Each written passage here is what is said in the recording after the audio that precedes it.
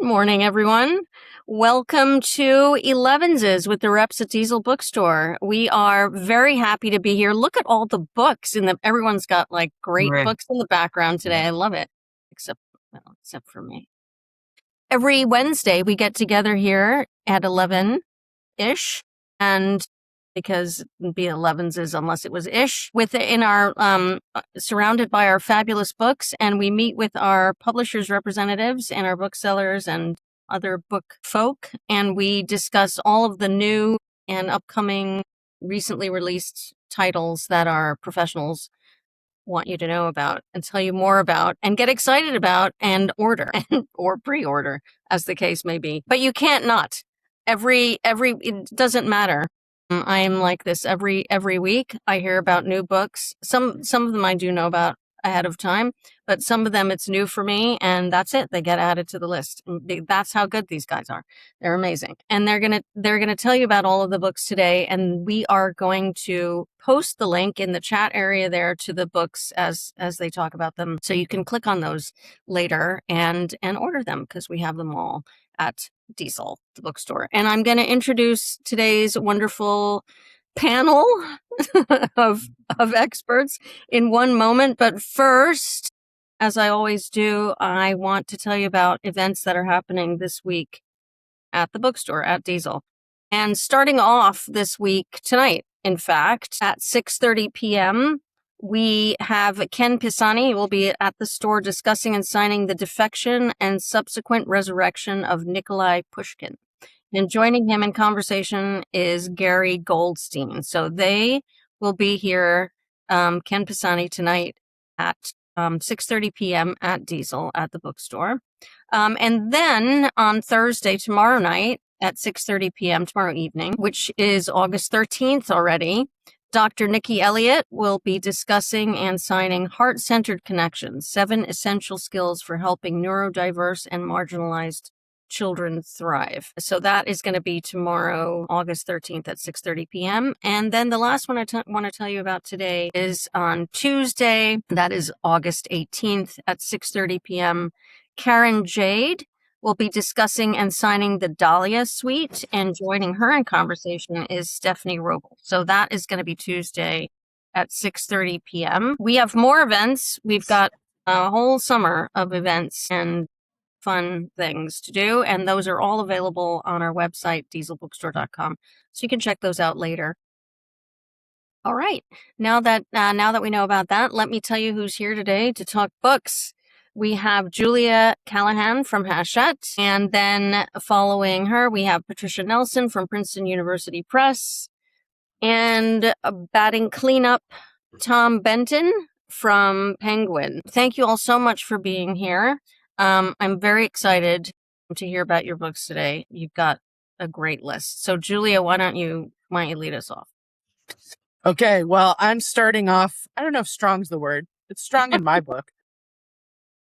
With a history of punctuation. So this is called On the Mark by Florence Hazrat, from periods to Interrobangs, how punctuation remade the world.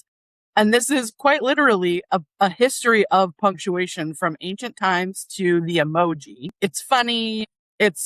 Which is, maybe you wouldn't think that, but it is funny.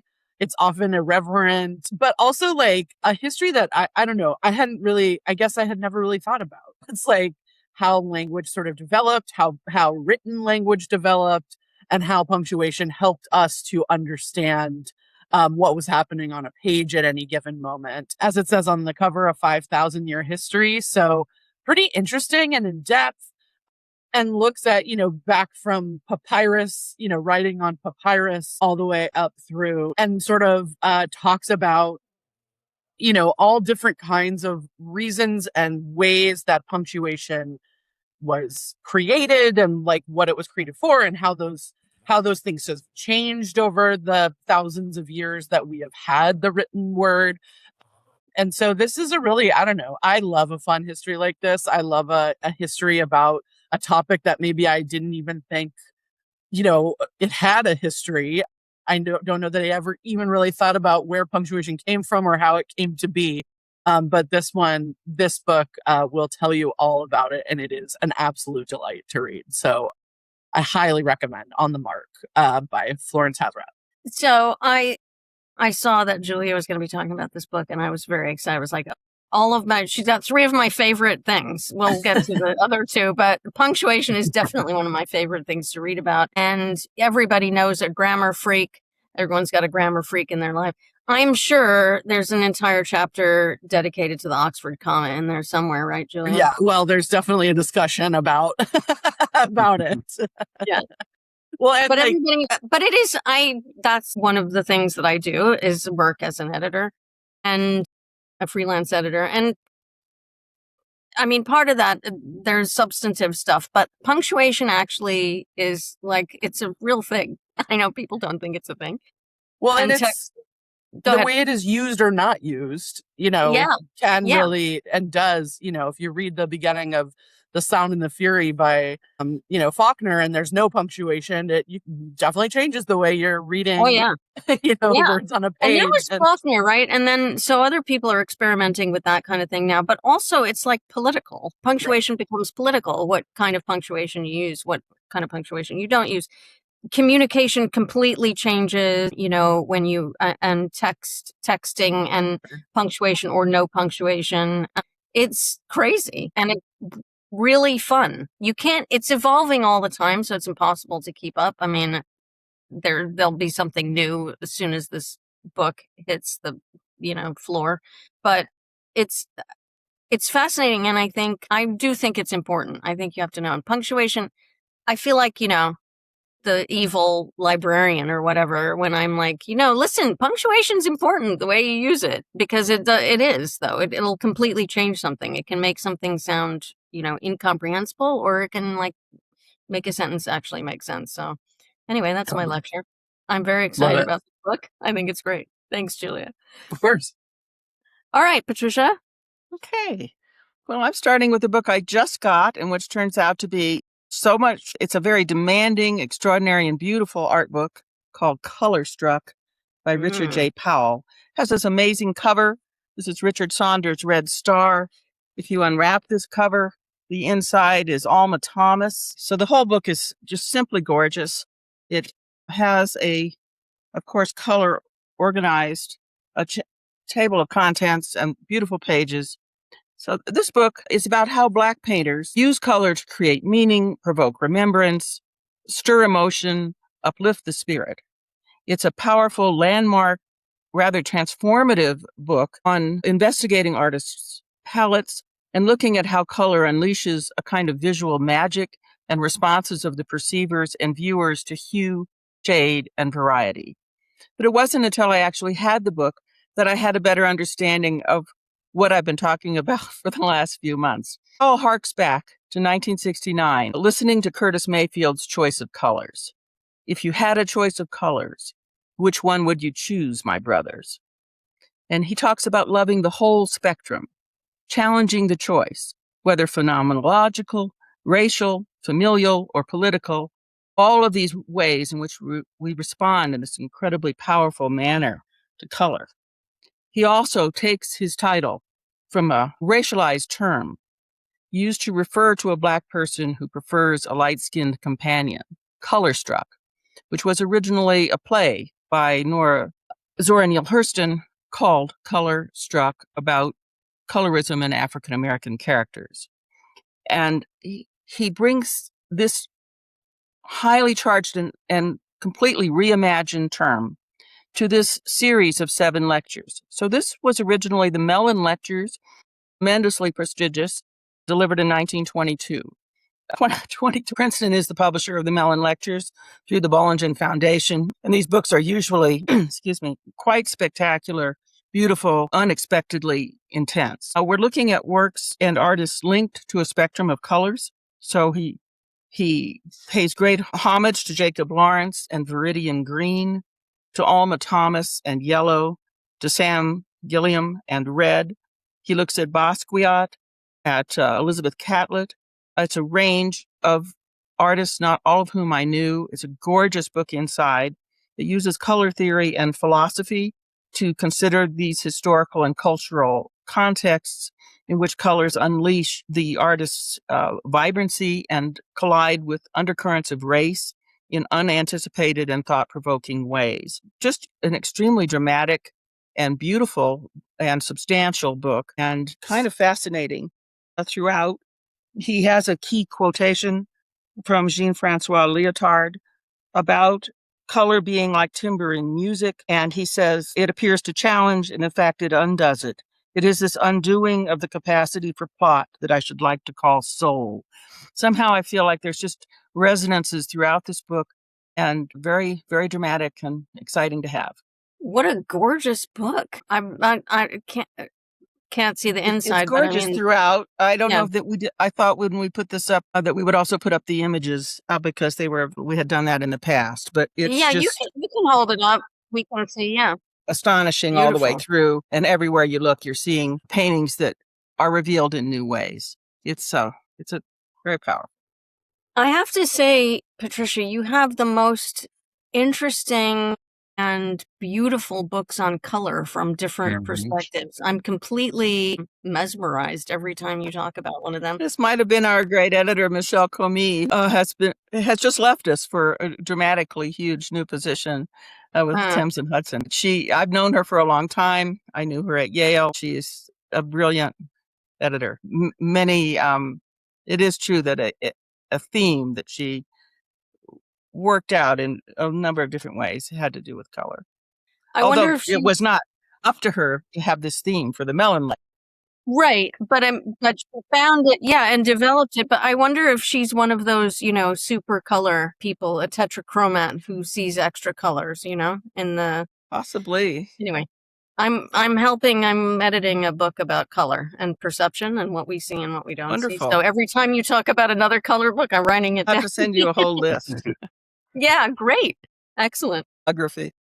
Beautiful. Thank you, Patricia. It is such a compelling theme. I seem to have a lot of books on color, and there's books on certain colors. Like there's an entire book on rose madder. Well, and the pink one. It's about oriental rugs and, things like that.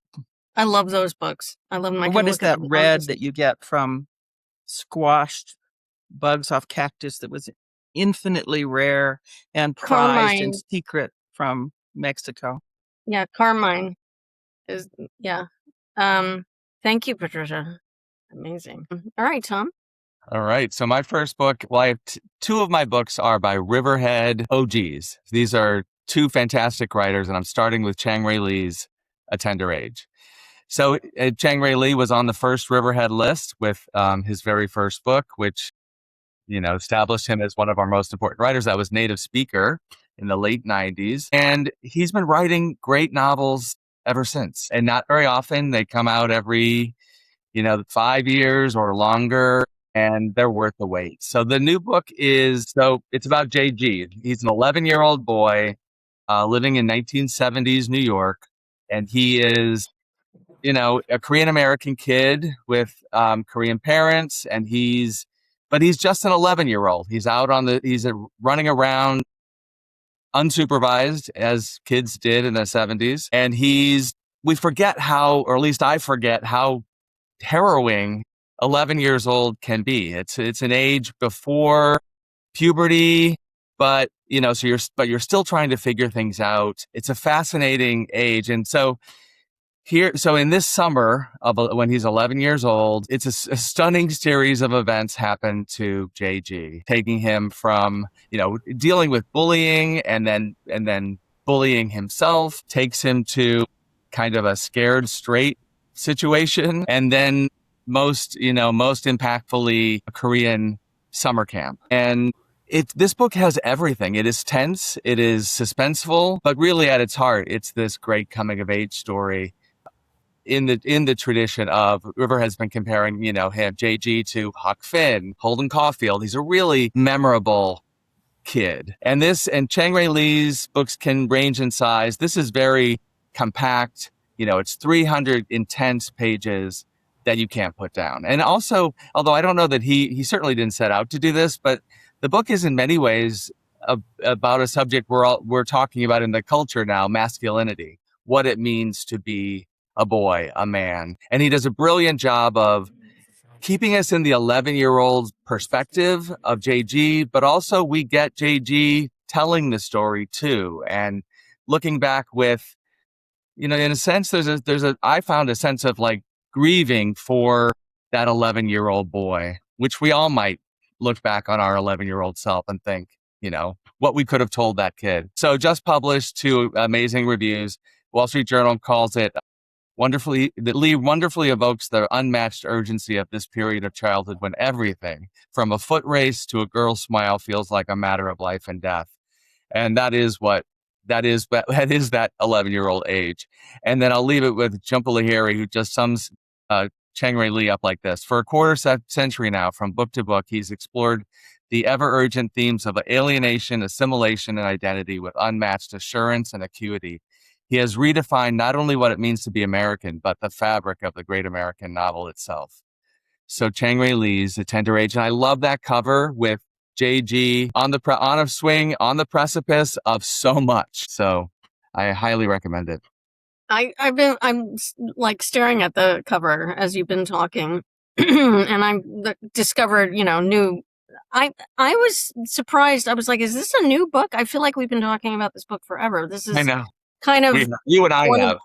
Well, yeah, it's one of the hazards of reading things ahead of time before publication that you were like, wait, haven't we had this? Hasn't this been out already for a long time? But yes, I have been talking to Tom about it. And because of course, as I've said many times on Elevenses, when Tom Benton tells me to look at a book, I look at the book, and I loved it. The voice, that is just really what captured me. The voice of this boy is unbelievably well written, and and transporting completely. So a gorgeous book, and I'm so pleased that it's only just out now because we have a long time to keep talking about it. Exactly. That's great. It's a really beautiful book. Surprisingly beautiful. Yeah. Thank you, Tom. All right, Julia, back to you. With my next favorite thing. What? Your next favorite thing.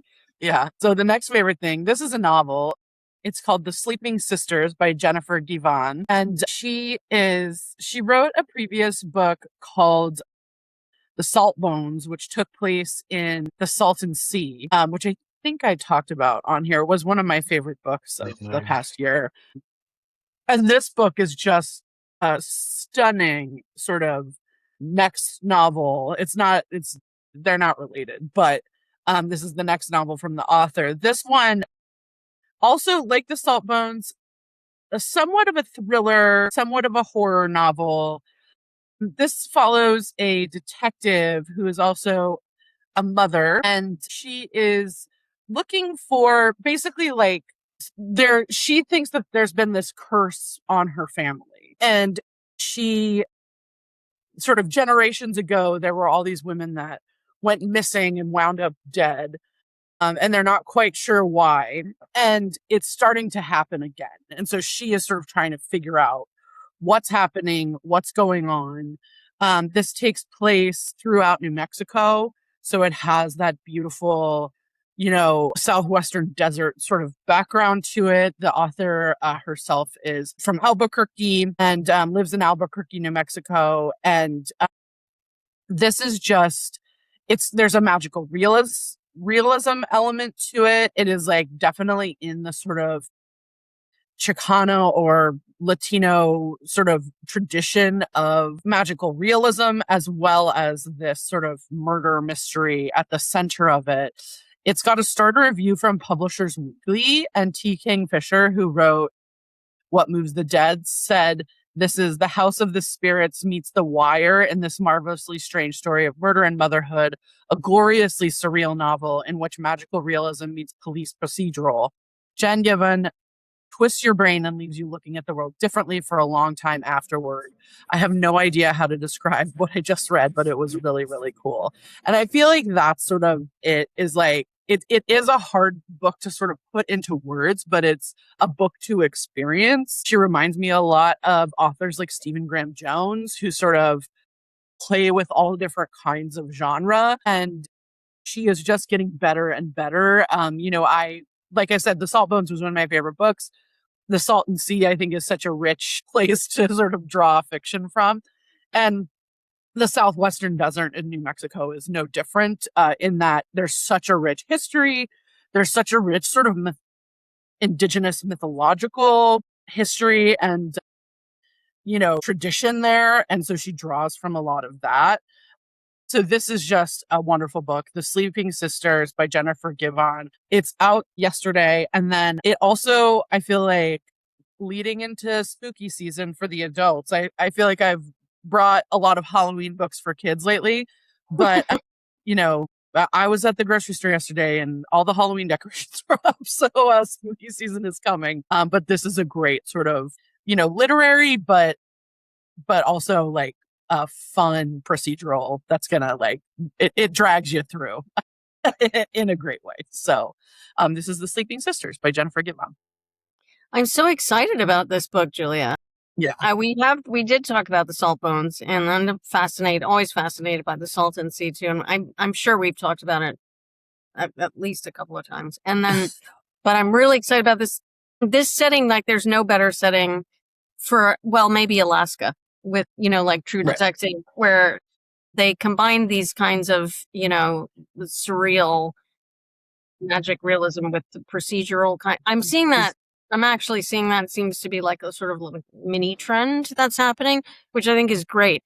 But New Mexico, you couldn't ask for a better setting for this kind of thing. It's already, if you've been, then you're there already. The first time I went to New Mexico and we were driving through, and I was like looking at the red rocks, on the side of the road, and they were like talking to me. I was like, okay, this is a place. This is definitely a place.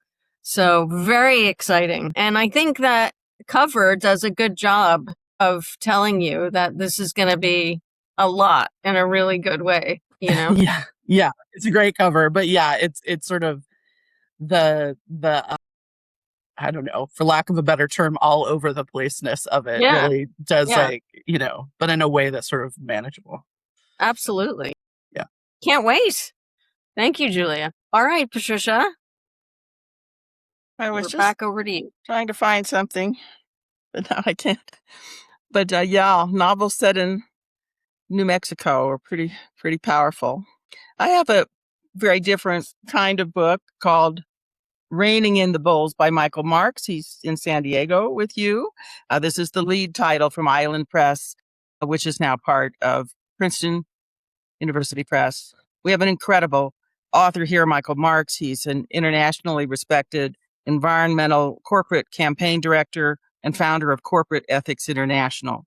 He has targeted campaigns against corporations like Walmart, Home Depot, ExxonMobil.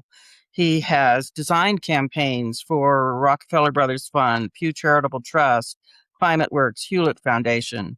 He's co-founder of Forest Ethics and previously campaign director at Rainforest Action Network and the Sierra Club. So unbelievable levels of experience. And this book distills all of that into a very strong activist handbook for facilitating change. It's a powerful tool for activists, for advocates, for professional citizens that just brings everything together in this field about pressuring branded companies, understanding their inner workings. He really gives you a kind of ethical 10 commandments, you might call it, in this comprehensive guide and sort of field manual. He looks at corporate abuses like pollution, toxicity, inhumane work environments, defective products, and so on. This sort of corporate ethics I really like. Briskly, it would be do no harm, sustainability, climate friendliness, diversity, equity, inclusion, democracy, transparency, accountability, fair share, truth in advertising, and free, prior, and informed consent. Well, these ideas just struck me as being at the heart of communitarian business, of that which we hold together. And so I suggested that this could be pitched at a very different scale. And Michael Marks will be delivering the keynote at Pacific Northwest Booksellers Association thinking these ideas for small business. So I'm eager to see how that comes off. It gives you an idea of the vitality and kind of doability of what he has to say as we live in this sort of, era of late capitalism and feel, somewhat crushed. This is a guy that has, fought the good fight. He's practical. He's inspirational. He's reasonable. He really guides you through it. He has gazillion endorsements from all the names, but I'll pull out Bill McKibben, who says, read it and then change the world. Wow. I would love to hear him speak. I won't be there, but hopefully there'll be some kind of transcript. Oh, I think he's probably got TED Talks and yeah. Lots at the yeah. PNBA that would be yeah. That would be great. I'm eager to see how that works out. I hope it'll be interesting to see. That feeling crushed by capitalism is definitely well, he gives you a theme. some tools. Yep. Mm-hmm. And also what a fabulous cover that is. Also, that's a fantastic cover. Excellent. I didn't know he was San Diego based either. That's great. Yes. Thanks, Patricia. All right, Tom, back to you. All right, this is a perfect segue because the characters in Claire V. Watkins' Yellow Pine are definitely crushed by everything, the late stage capitalism, the environment. So Claire V. Watkins is just a California treasure.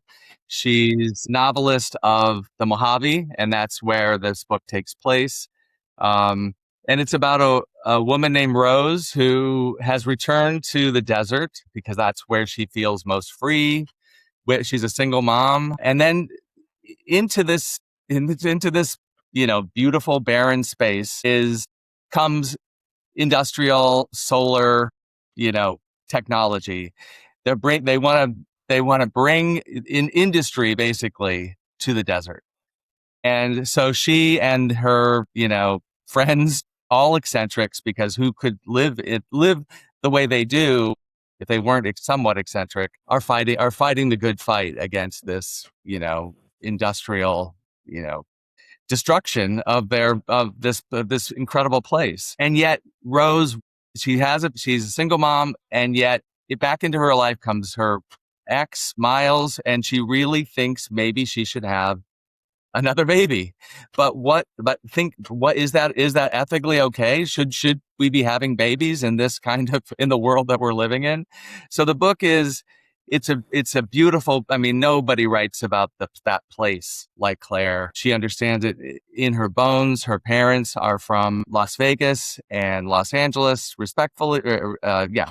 Each of them from those different places, but they found each other in the desert. And it's an incredible book. As she says, when the character goes back to the desert, she's going to the other side of the portal because it is such a different kind of place. But in a way, this is a novel that feels like more than any book I've read this year that deals with the world we're living in now and the way we're feeling right now.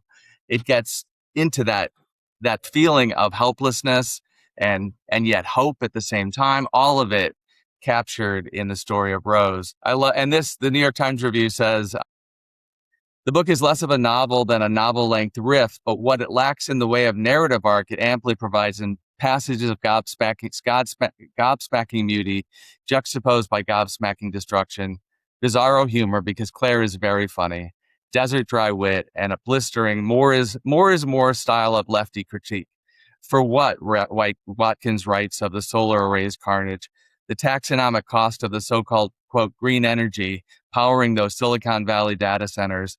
Also, the Earth's affluent could find every goddamn email they've ever written, which I know a lot of people are feeling right now. So it's a really, really great read. She's an original. There's a great interview with Claire on Fresh Air this week that she talks about how sometimes writers feel, I'm not a writer, but she talks about feeling sort of writer's envy. She wants to be Zadie Smith. She wants to be, but in the end, she's come to learn that she has to just be the best Claire that she can be. And she's an incredible writer. So she's also like Riverhead always published her from her collection of stories, Battleborn, which I recommend all of her books, all different. She's a great writer. So Yellow Pine by Claire V. Watkins.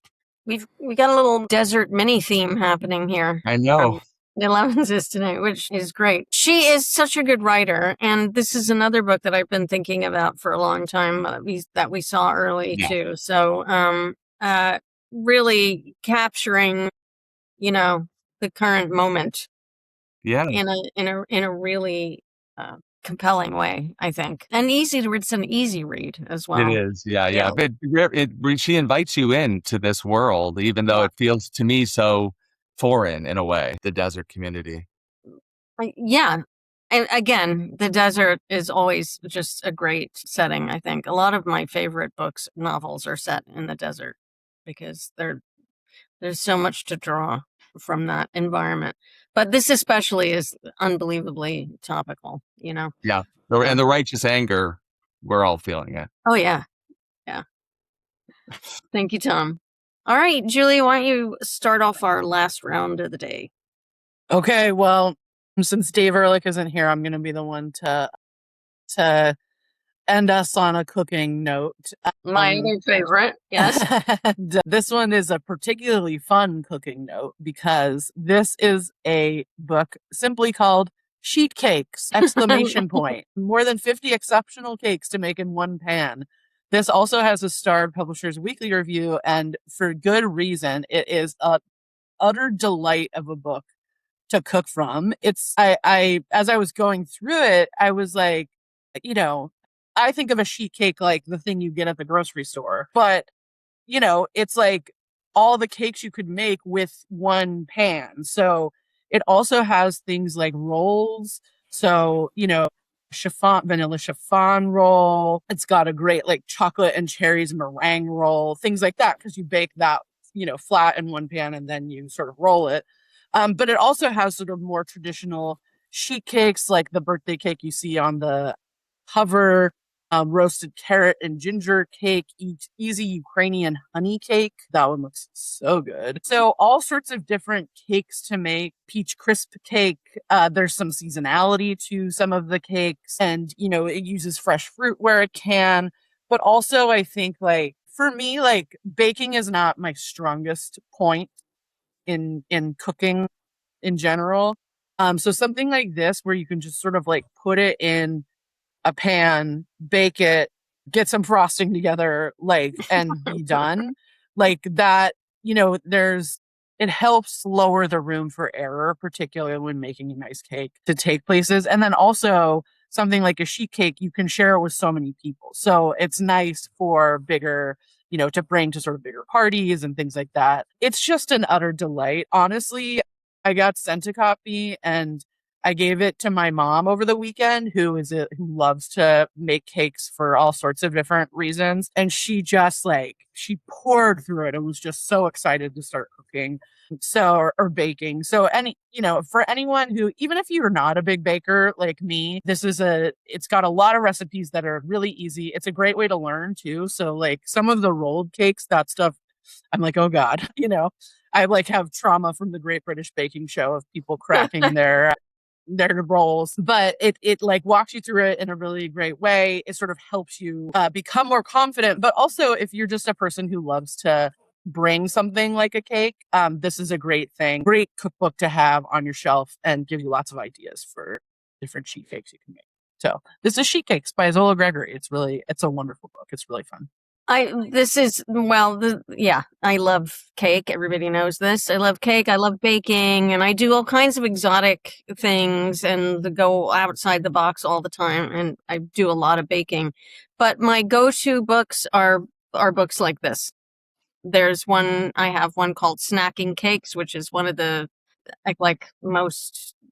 I mean, that book is amazing. It's one bowl. And one, but you can also you can get very creative while not, getting overwhelmed by equipment and things like that. And that's why it's great. I have snacking bakes, which adds some tray bakes in there as well, and other things. And this one I'm going to add to my list as well, because you can actually get really creative. Everybody loves cake. If you bring like a cake, it doesn't actually matter. For me, it's important to make it like look really exciting, but everybody is going to love a cake no matter what it is if you bring it, unless you've really screwed it up. And this is the kind of book that makes it impossible to do that. You know, it gives you the freedom to like relax, and it's just it'll be the go-to, you know, it'll just be a go-to on your shelf. So yeah, very exciting. I can't wait. I'm looking forward to having this one as one of my go-tos as well. Yeah. Thanks, Julia. Sure thing. All right, Patricia, your last book. Well, I have to say I love making cakes, but I like simple cakes and I do not like frosting. So the opposite, they're unembellished. And this morning I made Maida Hader's Farmer's Daughter's Cake, one of my favorite recipes, which takes 1 cup of heavy cream and you can make it in 1 bowl with a fork. It's the best. They're the best. Absolutely. And it's a old Random House cookbook, that one, Maida Hader's. Well, it is a long, hot summer, and we need cake, and we need treats, and we need, apparently, Christopher Nolan's Odyssey, and many discussions about whether or not it is true to form. And needless to say, we have a reading list to support that. So I'm looking at some older titles to kind of bring to the party. And the most famous one is Eric Klein's 1177 BC, which I hope we have a slide of. I don't happen to have a copy here on hand. It was published in 2014. The dozen years of ever-growing fame. Eric Klein has become an industry unto himself. We have a sequel called After 1177 BC. We have a graphic novel version of this. Time Magazine, Rolling Stone, David Frum of The Atlantic have all come forward just in the last 10 days to say, if you want to get your head around the Bronze Age, you need to read Eric Klein. So we're looking at that marauding group known only as the Sea Peoples and the centuries of brilliance, the civilized, interconnected world of the Bronze Age coming to an abrupt and cataclysmic end, falling over like dominoes. No more Minoans, Mycenaeans, Trojans, Hittites, Babylonians. The book is full of drama, excitement, interactive archaeology and history, and kind of a new account of the first dark ages. There's invasion, there's revolt, there's earthquakes, drought, and problems with international trade routes. So this is your book if you want to kind of get the backstory of the Trojan Wars. Our other book I have a nice short list. It's actually kind of built out to a dozen books across the wine dark sea, but we'll just do the top 2. The other one is Gods and Mortals. And this is a wonderful book. It's a big book. As you can see, I have the hardback. It's out in paper. This book came out a few years ago and is a brilliant modern retelling of myths of ancient Greek mythology, which emphasizes their interconnectedness, their kind of family drama from, the origin stories of the world all the way up to Troy. So you're looking at retelling that gives us the offspring of the gods, all kinds of densely interwoven stories. Perseus as Heracles' great-grandfather, Heracles rescuing Theseus from Hades, Theseus present at the death of Oedipus, for example, Orpheus as a cousin of the Sirens, whom he defeated while sailing on the Argo with Jason. No mythic character ever stands alone. So it's also deeply emphasizes a neglected perspective of women. It has a compelling, fresh, very different approach to telling the ancient stories. Wonderful scholar and teacher of Greek mythology. It's well illustrated throughout and has a powerful look and, maps on the end papers and good-looking interactive page divisions all the way through. It's a great alternative or different approach. If you have a classical shelf, you'd probably stacking up your books. And I really highly recommend Sarah Iles Johnston and her telling of Gods and Mortals to kind of reacquaint yourself with the whole difficult family structure up there. That's such an interesting way of putting it. Difficult family structure. It's not, let's just eat my children. Let's start. Let's start there. That's a great combination, actually. The 1177 and Gods and Mortals. That really gives you all sides of the equation there. One of the unexpected, well, I guess it's an expected joy of the Odyssey coming out is that everybody's got books, right? So pretty much every week we've been talking about our best mythology books or exploration of the telling of tales, and I think that's been great. And it's reignited interest, not just in the Odyssey, which it has, but like in all of these other books as well, which is, definitely a bonus for us, for sure. And made me go back to a whole bunch of them as well and look at them again. But that 1177, I think, is also an important book now to read and understand that civilization can collapse and come back, just in case you're worried about it. Yeah. And you can read that alongside Goliath's Curse and then just go, maybe have a glass of hemlock or something. Anyway, but it's interesting to see and to get some perspective on, because we really are living through some really interesting times right now where things like the fabric of reality seems to be coming apart. Ontological shock, as they call it, which I didn't even know that word until recently, and then I realized that's what is happening to me. So There's a name for it. Yeah, there's a name for it. But this 1177 is like a classic, I think, and we keep selling it, and it's an excellent book and a great one to check out as well. So a nice pairing, Patricia. Thank you. Tom, let's bring it home. Okay. So earlier in the year, in March, we published Tana French's concluding volume of the Cal Hooper series, The Keeper, which, published, of course, to rave reviews. She really landed this trilogy, like everyone hoped she would. But I want to take a moment to just talk about Tana French. It's the end of summer, so if you for some reason have not read Tana French, definitely now is the moment. I just feel like she's going to get her flowers. She's getting her flowers finally, which she has always deserved. And the occasion is the New York Times just published their 50 best thrillers of the 21st century. And the novelist with the most books on that list is Tana French. So at number 34, there was The Likeness, which we published. That was her second book. Then number 33 was her only standalone, and that was The Witch Elm. Number 20 is Broken Harbor, which was her book about the Irish financial crisis, and that's part of the Dublin Murder Squad series, which began with the number 3 book on the New York Times list, and that was In the Woods. So number 3 so if you haven't read In the Woods, you must read In the Woods. But really, it's a moment to just this is a really fantastic, important body of work. She's not only one of our best thriller writers, but one of our very best writers. And I just feel like, this is the year when, if you have somehow not read Tana French, this is the year to read her. She's going to be like this Sunday coming up. The New York Times podcast, The Daily, is going to do a hour on this list on the 50 best thrillers, and the writer they're going to talk to about it is Tana French. And I highly recommend the list. If you're looking for late summer thrillers, you can see what all the ballots are there. You can see which book Stephen King picked. It's a really good list of, I am obsessive, a list obsessive. So of course I've done deep dives into this. But I was really happy to see Tana French showing up as much as she did, because the books are great. And I have a feeling the Cal Hooper series, which this is The Keeper, is the third book. If we do another list, one of these lists in another 10 years, one or two of those books will also make the list, because she's just that good. So Tana French is The Keeper. Start there.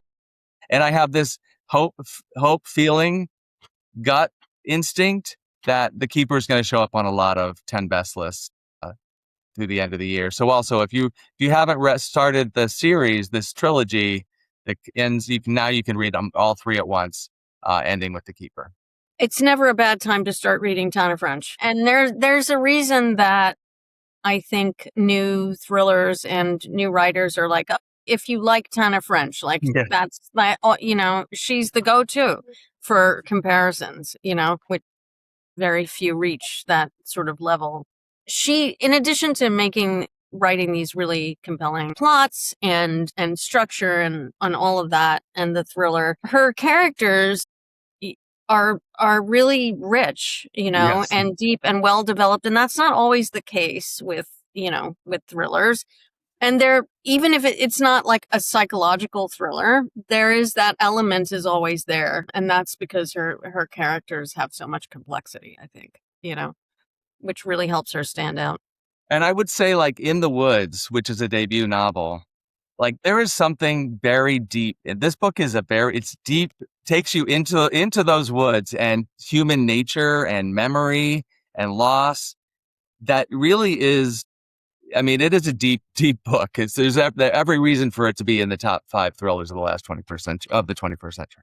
Yeah, that for me, that really makes her stand out, that quality. So, and yeah, this is the best time, late summer thrillers. I'm like reading like 3 of them at the same time right now. And I don't know what that's about, but Escape, maybe? yeah, yeah, yeah, escape, except they're thrillers. So like they're, I don't know. It's our inoculation theory, which we've been talking about, Yes. if you're immersed in it, it can't happen to you or something. Well, what a bunch of fantastic books, as always. I'm very excited and like renewed excitement for the ones I've already seen and excited for the ones I haven't seen. And as always, a great spectrum of different books that you've all presented. So I thank you so much for taking the time to be here on Elevenses and share them with all of us. Julia Callahan from Hachette, Patricia Nelson from Princeton University Press, Tom Benton from Penguin. Thank you, Joey, behind the scenes, putting up the covers and the links. And appreciate all of you for tuning in and for stopping by Diesel and for continuing to read. So we will be back again next week. We will have more reps, we will have more books, and we'll have a lot more to talk about as always. So until then, everybody, stay cool, which is probably what I'll be saying for a long time. And happy reading to all of you. We'll see you next week. Thanks, everyone.